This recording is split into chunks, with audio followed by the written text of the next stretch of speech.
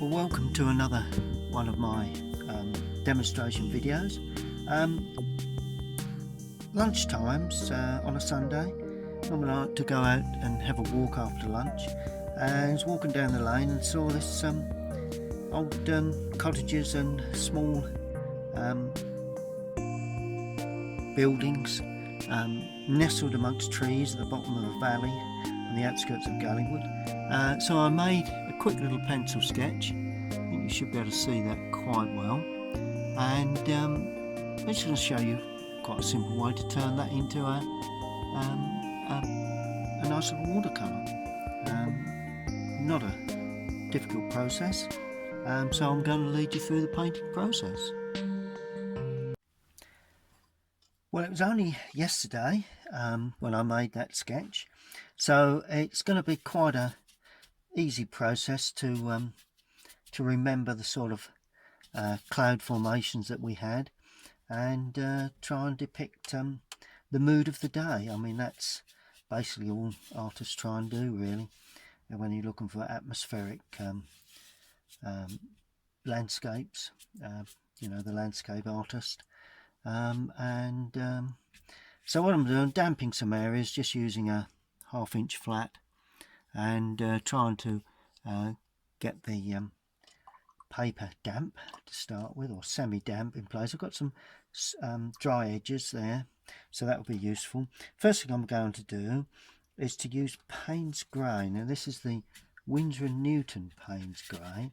It was that type of day, and I want to just show some nice cloud formations, really, which, you know, nice crisp sort of cloud formations in places. That's the Winsor & Newton Payne's Grey. I do like that one. That's the old James Fletcher Watson Payne's Grey, artist I enjoyed watching many times and meeting, in fact, on many occasions down in the Cotswolds. So that is the basic cloud work. Going to put in just a little bit of warm areas, so I'm going to use a little bit of yellow just to show a bit of warmth to some of these clouds. Don't want to get too complicated, and a little touch of blue just there, just so that goes around that sort of area there. Nice to have a little tad of blue. Just indicates that there is a little bit of blue coming along within the cloud, a bit of warmth to the clouds. And then as we go down into the distance, we add more raw sienna. I'm going to put a tad of light red just across that distance area, like that, just to give a bit of glow to that. Then I'm going back in with some smaller touches just before it dries of Payne's Grey to indicate some smaller cloud shapes that are heading off into the distance. There we go, and that just gives a bit of depth to the sky. Good. Let's not model that too much, because it could all get a little bit too complicated, which we don't need, and that has to be left. Now the distant land was quite sort of grey blue, got a little bit of green hint to it, so it's not going to be too dull green, but just sweep that across while it's still damp. So that's more or less our distant sort of green.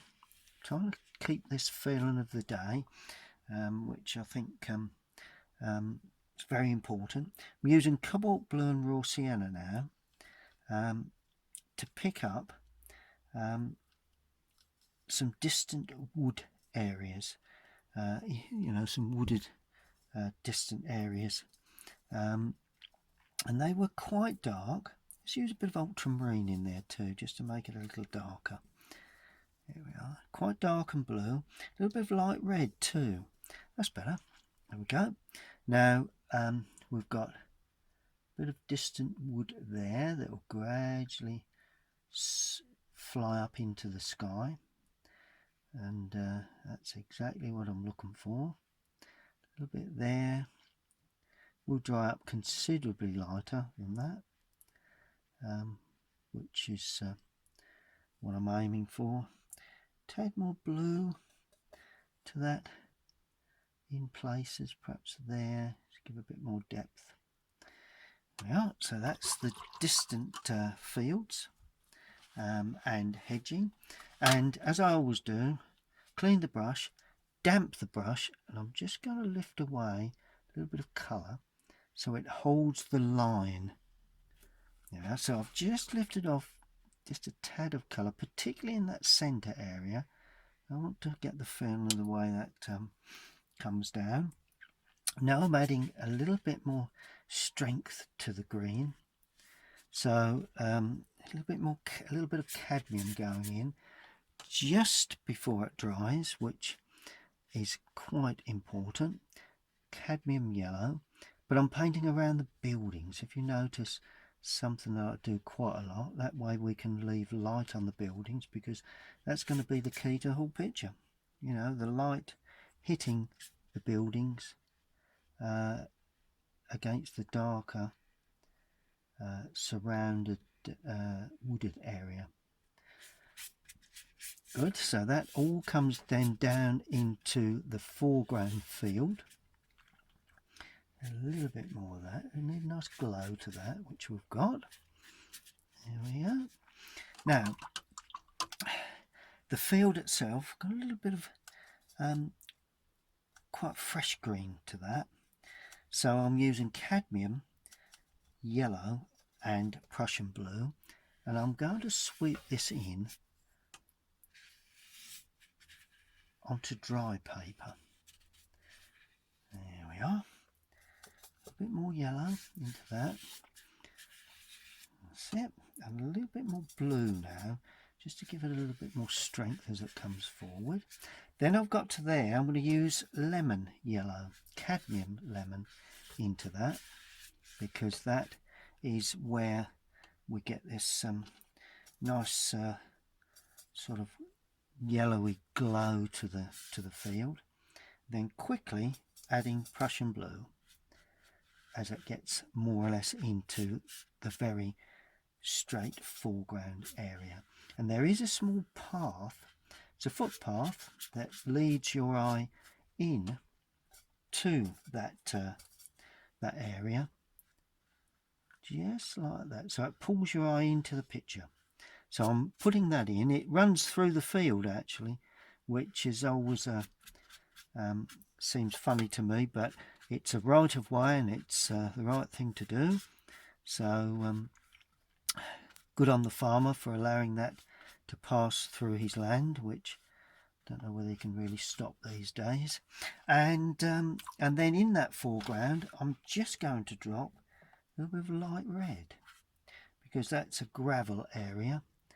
Just pull that light red through, touch there, don't want to get rid of too much of the light, and that is the pathway through the field that heads off into that distant wooded area. And then we need to allow that to dry. Okay, well, let's just begin to dry off nicely. Now these trees, I want to just soften the tops of some of these, so I'm damping the paper in places again, and I'm just stroking in. See the way that grows up into that damp area? So I'm getting hard and soft areas, which gives a lovely atmosphere to these lovely old trees.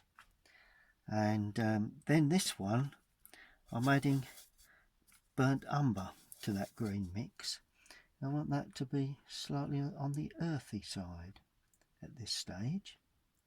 Can you see the way it's growing up into that? Gives a lovely atmospheric feel. Good. And then as we come down, we make it considerably darker. Burnt umber goes in with Prussian, and the light's coming more or less from the back or the right hand side. So certainly on the underside of these trees, they are extremely dark, but the hedging is a little bit lighter. So I'm finishing there with that wash of colour, because that's the top of the hedge that's just a little bit lighter. Then we move to an area that is actually lighter. It's more raw sienna into that. See where we've got a little bit of a lighter feel, and I'm bringing that together into that. Now this one is going to be slightly harder edged. Move a bit of colour from the paint. There you go. Just soften that in. There, like that. And a little bit of lemon going in, because we're going to have a nice bit of glow to that. A bit of red as well. A bit of light red. Always a useful thing to do with these lovely landscapes. And then we have a darker area there. So we then go back in with the Prussian, the burnt umber. It's a bit more about tone, this subject, rather than colour. Well, that's the feel I'm trying to get. So and we're going to have another dark tree there, and these will show the reason why I'm making that dark there is shows up the corner of that lovely old building.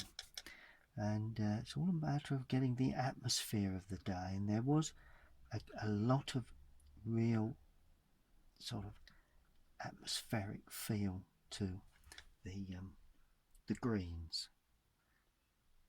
There we go, nice bit of hedging, that's nice. Then we go really dark, and this is burnt umber with Prussian blue, probably the darker of any colour we will have in this scene, but that remains to be seen at this stage. A bit more brown to start with, because that is where that really dark tree is. It's a matter of getting the tones right of these trees, really, you know, and making certain that we don't go too dark too early. Although I've gone really dark really early there on that one, but there you go. That's how I saw that tree at that time. And really brown now into that bottom area, just picking around the trees really, and that heads into there, and there's the top of the roof, corner of that building, and finally that gives it that lovely feel.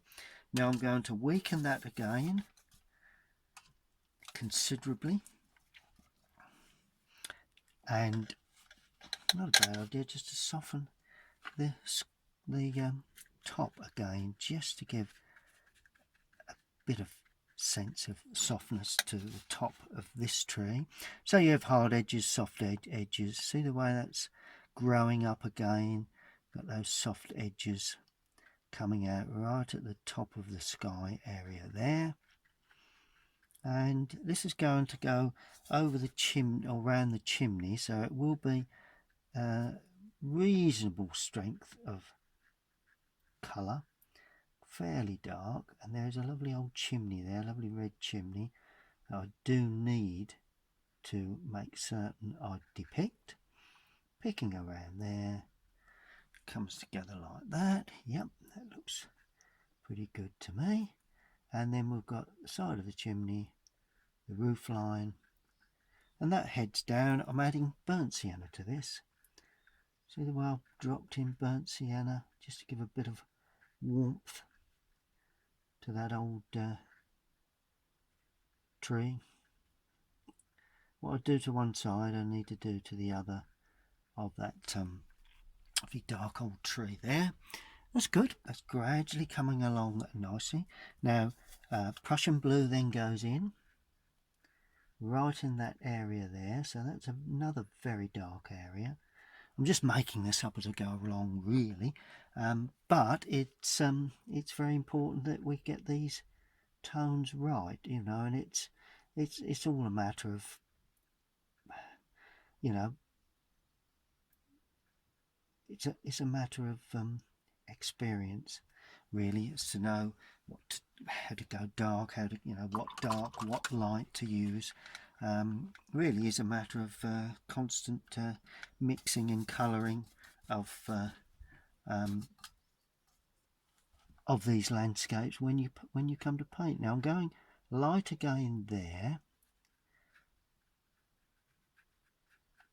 Right, then I'm going a little bit darker again, and this time the dark will have a bit of brown in. So there's a bit of warmth again to that tree.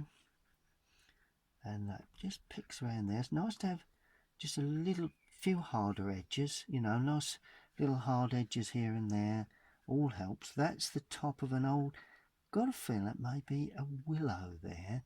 So I need to try and depict that, the way that lovely tree hangs down, although whether it will look like a willow when I've finished, I don't know.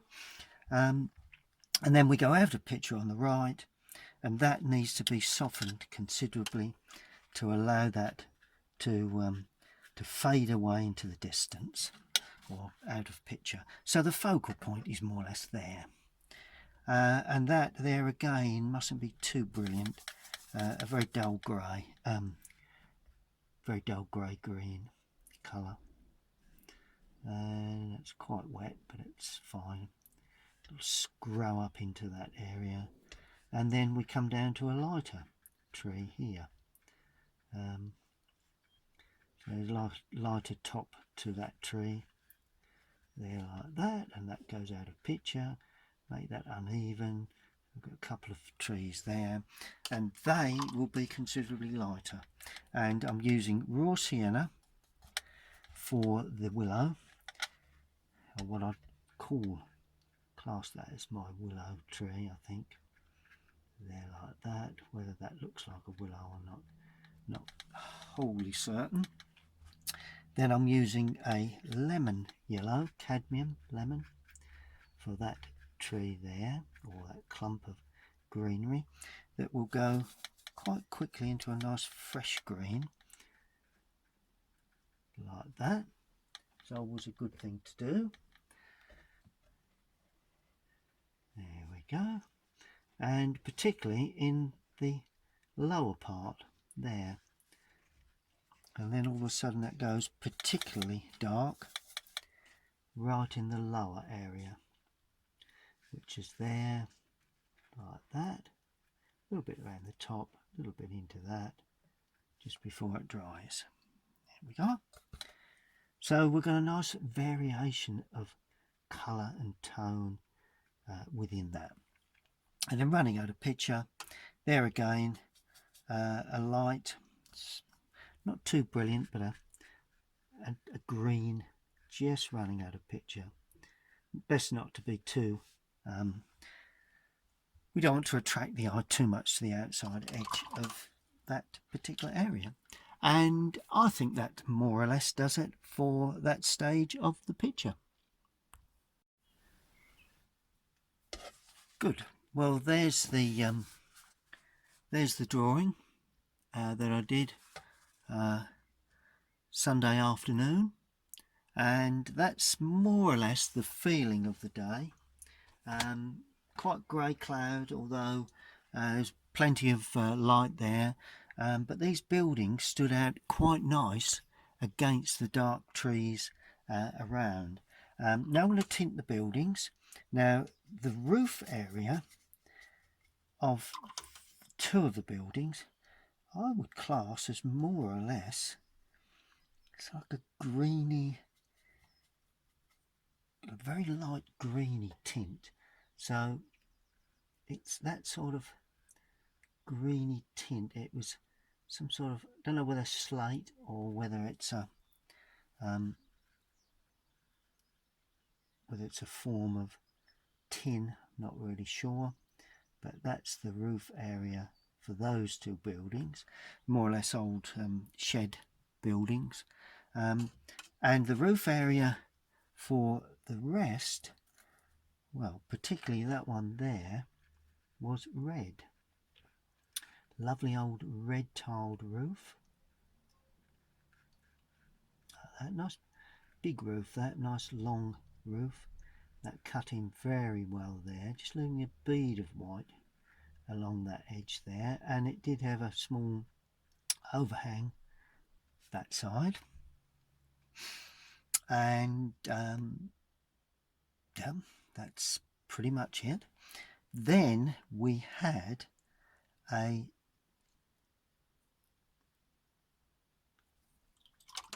very light roof area to that area there. Let's just tint that.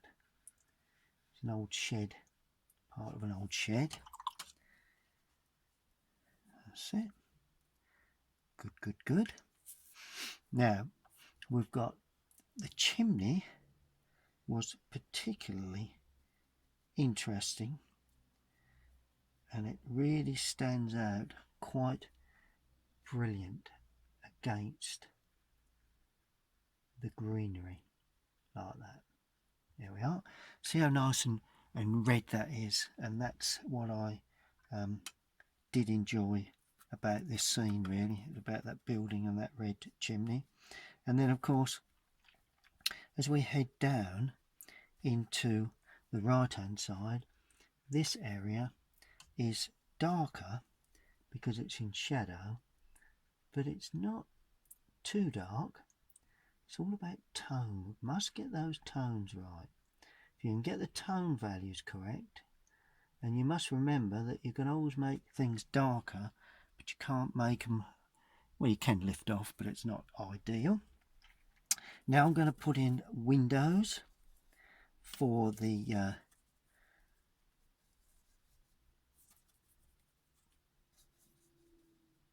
there's a window there for that lovely old storage shed, and there's another window there that's quite dark. Then we go dark again, quite dark red for this reddy brown for that roof, and again the other side of the roof line, and very dark again for there's 3 windows there. I think there's another couple further down, but that's, you know, that's all much for muchness really. And then some nice red brick for a wall there. And I think we did have, if I can see, I think we had like a small it's like we had a small greenhouse there of some sort leaning onto the side there. Yeah, that's sufficient to indicate that. And then we had a lovely old dark brown, which is burnt umber and Prussian blue. Let's go burnt umber and ultramarine blue. That's the better colour for that, I think. Plenty of ultramarine to make it nice and dark. And it's an old shed that stands there like that, and it had a black roof, which is just a little bit more blue in the mix like that, but that had a bit of shine to it like that. And then the front side of that is burnt umber, but considerably lighter like that. And that is that little old shed, and we just use this just to spring up into that, just to give it a little bit of feeling of interest there. And that is really the buildings themselves dropped in. Well, at this stage it's always a good idea to put a mount over the top just to see where, you know, where we're at and what else we need to do. But it's more or less about pulling the atmosphere of the scene together with shadow work, I think. Well, the shadow work mix today is light red and cobalt blue. A bit more light red to give me a nice, because it's not like a real sunlit day, it's quite a cloudy day. So where do we put that? Well, there is an overhang there of the roof line, so that shows nicely. The depth of that window across the top and down the right, we've got the light coming from the back but from the right hand side. We will have the overhang of that roof line there. Of course the window will come through again shortly once it completely dries. Then we've got the gable end of that's in shadow. Doesn't matter if we lose that into the background, not concerned about that at all. You know, it's not all about what you paint in, it's what you leave out quite often that makes a scene interesting. A bit more red going, a bit more light red. I like the idea of the warm shadows. Now that gable end has a nice bit of warm shadow. Although it's cream, it's still got a bit of warmth. Now I'm thinning the paint a bit and adding a little bit more blue now, just to ring the changes, so we get a slightly different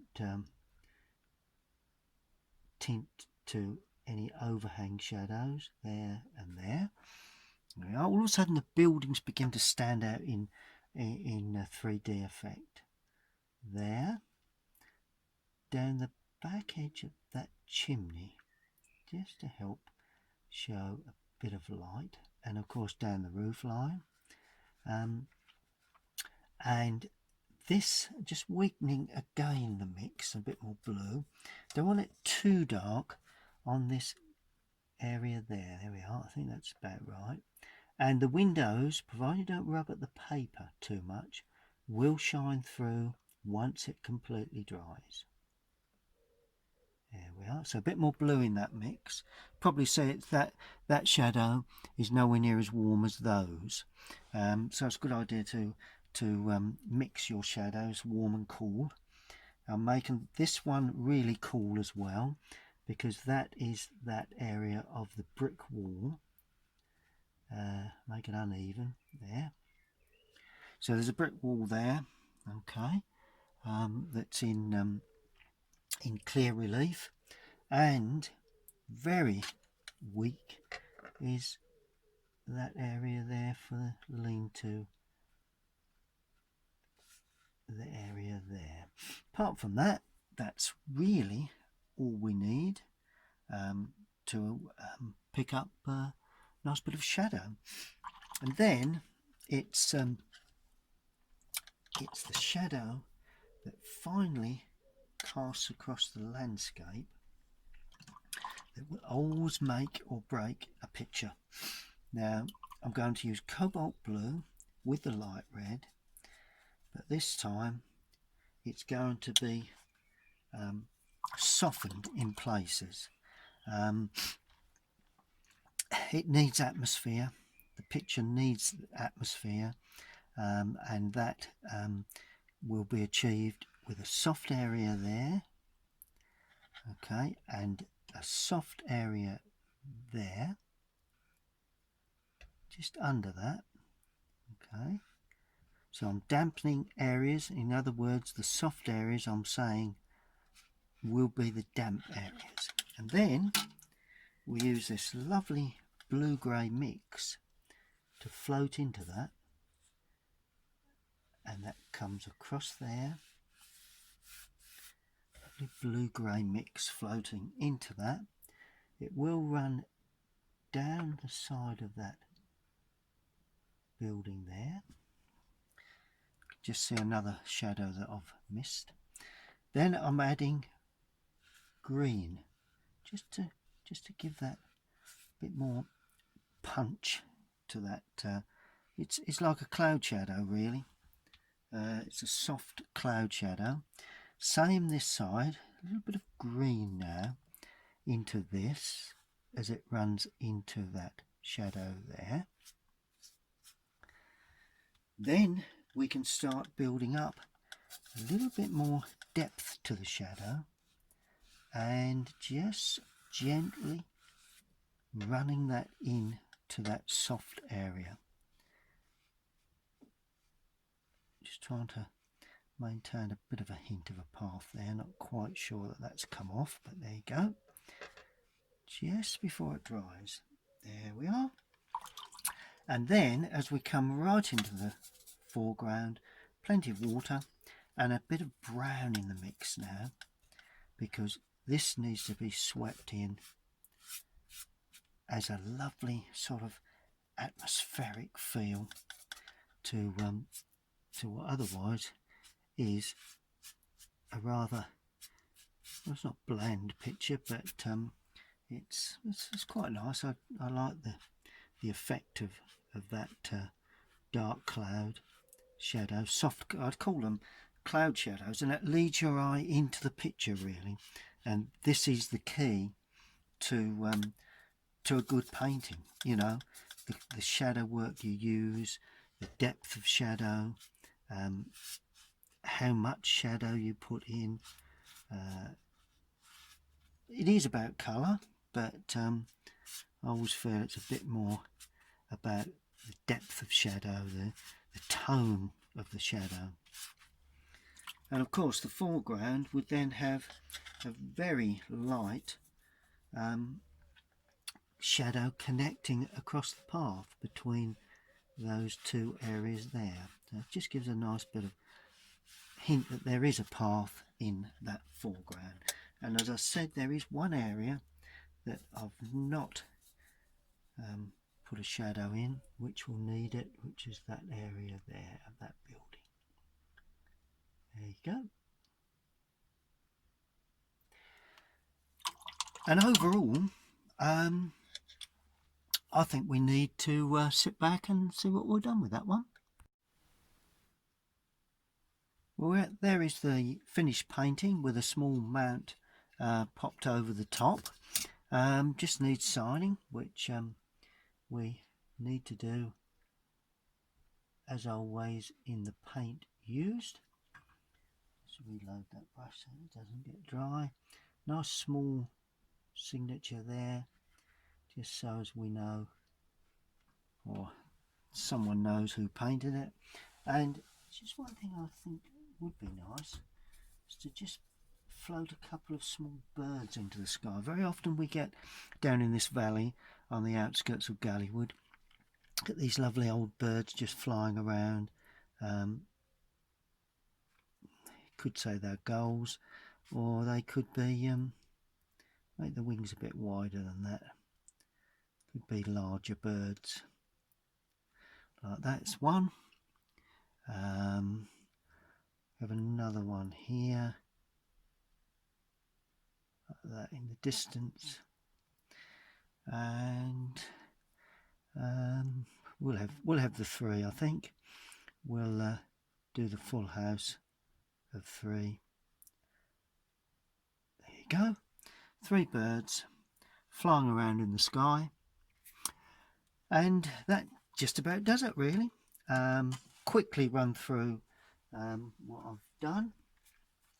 That was the pencil drawing that I made on my Sunday afternoon walk, the outskirts of Galleywood in Essex, and I've arrived home, decided that I'd turn that into a watercolour really. So I've produced, it was that type of day, it's quite a grey day, a little bit of interest in the sky, a bit of warmth on the horizon, but the distant land was slightly hazy. It was stronger than that, but it's a matter of using artistic license really. The buildings are the main focal point, so they needed to be slightly off of centre. Then we've got dark trees, particularly around the main cluster of buildings.